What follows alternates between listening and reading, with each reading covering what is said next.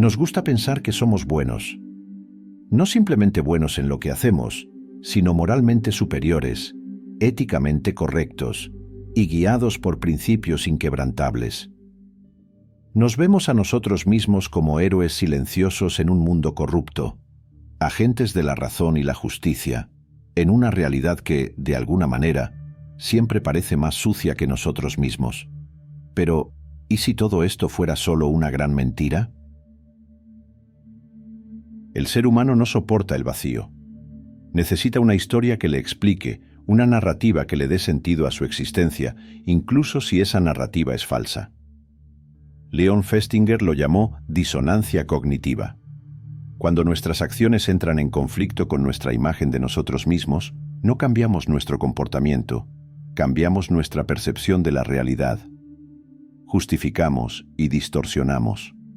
Nos convencemos de que, de alguna forma, siempre estuvimos en lo correcto.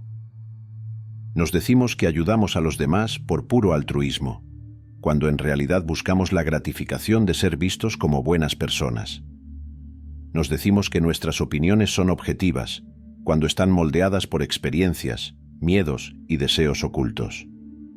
Nos decimos que somos humildes, cuando en el fondo esperamos reconocimiento por nuestra humildad. François de la Rochefoucauld lo resumía con brutal precisión en máximas y reflexiones morales. Nuestra virtud no es, a menudo, más que un vicio disfrazado. Pero el autoengaño no es solo individual, es colectivo, es sistémico. Durante siglos, civilizaciones enteras han construido relatos falsos para poder justificarse. Se dijo que la colonización era una misión civilizadora, que la esclavitud era un orden natural, que la explotación laboral era progreso.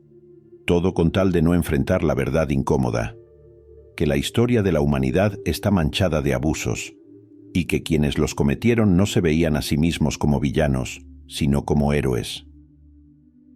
Nos gusta creer que hemos evolucionado, que ahora somos diferentes, pero seguimos haciendo exactamente lo mismo. Seguimos señalando a los demás como los equivocados, mientras nos absolvemos a nosotros mismos. Seguimos disfrazando el interés personal como justicia.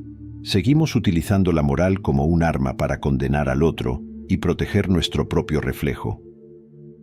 La pregunta no es si nos estamos engañando. La pregunta es hasta qué punto estamos dispuestos a hacerlo. Porque en un mundo donde todos creen tener la razón, la única certeza es que la verdad es el mayor misterio de todos.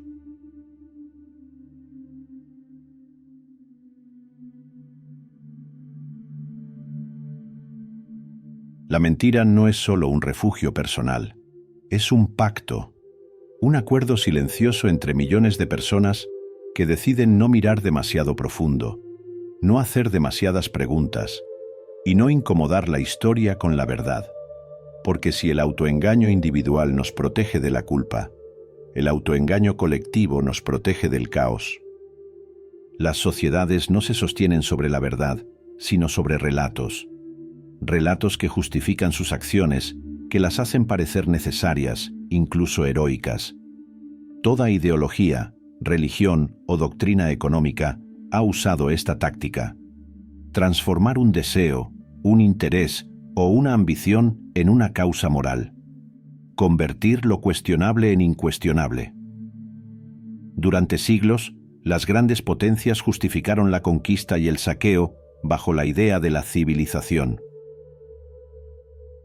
Los imperios expandieron su dominio bajo la premisa de llevar el orden a tierras salvajes, y en el siglo XX, los regímenes totalitarios perfeccionaron esta narrativa.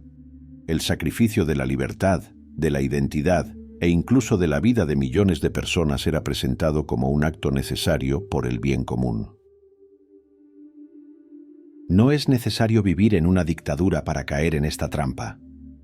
Hoy, los medios de comunicación y las redes sociales han elevado el autoengaño colectivo a su máxima expresión. Nos dicen qué pensar, qué sentir y a quién odiar. Nos dan la ilusión de estar informados, cuando en realidad solo estamos consumiendo versiones editadas de la verdad, cuidadosamente diseñadas para encajar con la historia que ya queremos creer. George Orwell lo advirtió en 1984.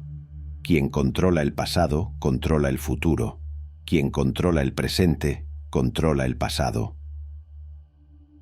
El mecanismo es simple. Repite una mentira el tiempo suficiente y se convertirá en realidad. Se nos ha dicho que ciertas guerras fueron libradas por la libertad, cuando en realidad fueron motivadas por el poder. Que ciertos líderes fueron héroes, cuando en realidad eran estrategas implacables. Que el sistema en el que vivimos es el único posible, cuando es tan solo una construcción entre muchas otras diferentes. Pero la mentira colectiva no sobrevive solo porque se impone, sobrevive porque nos conviene. Porque enfrentar la verdad implicaría aceptar que muchas de las cosas en las que creemos, las instituciones que respetamos, los valores que defendemos, podrían no ser tan puros como pensamos. Y eso es aterrador. Es más fácil vivir en una historia bien contada que aceptar la ambigüedad de la realidad. Y así seguimos, construyendo y sosteniendo relatos que nos hacen sentir seguros, que nos permiten señalar culpables sin mirar demasiado hacia nuestro propio reflejo.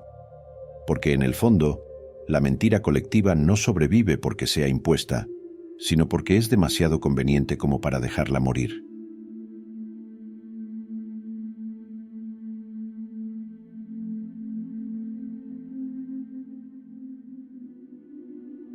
La pregunta parece sencilla. ¿Queremos realmente conocer la verdad? Pero la verdad no es algo que simplemente se recibe. Es algo que desgarra, que destruye y que obliga a mirar al abismo de lo que somos y lo que hemos creído ser. Si el autoengaño es el mecanismo que nos protege del caos, ¿qué pasa cuando lo desmontamos? Intentemos imaginarlo. Una vida sin falsas narrativas, sin justificaciones y sin excusas. Saber con absoluta certeza cuándo estamos equivocados, cuándo actuamos por egoísmo, cuándo disfrazamos nuestras intenciones con palabras nobles. No habría refugio en la ignorancia. No habría alivio en la mentira. ¿Podríamos soportarlo? Nietzsche, en La Gaia Ciencia, lo planteó con crudeza. No hay hechos, solo interpretaciones.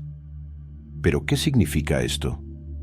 Que la verdad absoluta, si es que existe, es inalcanzable. Que todo lo que sabemos está filtrado por nuestros prejuicios, nuestros deseos y nuestras necesidades. Sin embargo, esto no significa que debamos rendirnos ante la mentira. Si queremos romper el ciclo del autoengaño, primero debemos aprender a identificarlo. Hay señales que nos dan una idea. La primera es el dogmatismo. Cuando una idea no puede ser cuestionada sin provocar reacciones viscerales, probablemente hay una mentira protegiéndose a sí misma. Las verdades no necesitan ser defendidas con ira. Las mentiras sí. La segunda señal es la división entre nosotros y ellos. Cuando una narrativa necesita enemigos para validarse, depende del desprecio hacia un grupo para sostenerse, y es probable que estemos ante un engaño colectivo. La historia está llena de ejemplos de este tipo. Cada régimen, cada imperio y cada ideología ha construido enemigos imaginarios para justificar sus actos. Porque nada une más a una sociedad que el odio hacia un enemigo común. Pero reconocer el autoengaño no es suficiente. Romperlo requiere coraje. Séneca hablaba de la importancia de la autoconciencia en Cartas a Lucilio, afirmando que ningún viento es favorable para quien no sabe a qué puerto se dirige. Aplicado a nuestra vida, esto significa que debemos aprender a cuestionarnos constantemente, a mirar nuestras certezas con escepticismo, a resistir la comodidad de las respuestas fáciles. El pensamiento crítico es otra herramienta clave, incluso más importante que las anteriormente nombradas. No basta con consumir la información. Hay que aprender a analizarla, a dudar de ella, a compararla con otras perspectivas diferentes, o, mejor dicho, que sean totalmente contrarias. Esto lo digo porque si buscamos perspectivas diferentes, pueden ser de otras fuentes, Pero si el núcleo del tema es el mismo, no cambiaría en absoluto. Basta con ver tanto esa perspectiva como su opuesta para hacer una comparación real. En un mundo saturado de datos, la capacidad de dudar es más valiosa que la capacidad de acumular conocimiento. Tal vez la verdadera inteligencia no está en eliminar el autoengaño por completo, sino en saber cuándo nos está sirviendo y cuándo nos está destruyendo. Y, en última instancia, solo quienes están dispuestos a perder sus certezas pueden aspirar a encontrar algo más grande. Bueno, si llegaste hasta aquí, es porque algo de todo esto te hizo ruido, y eso ya es mucho. No sé si este video te dejó más dudas que respuestas, pero al final, cuestionarse es el primer paso para ver las cosas con otros ojos.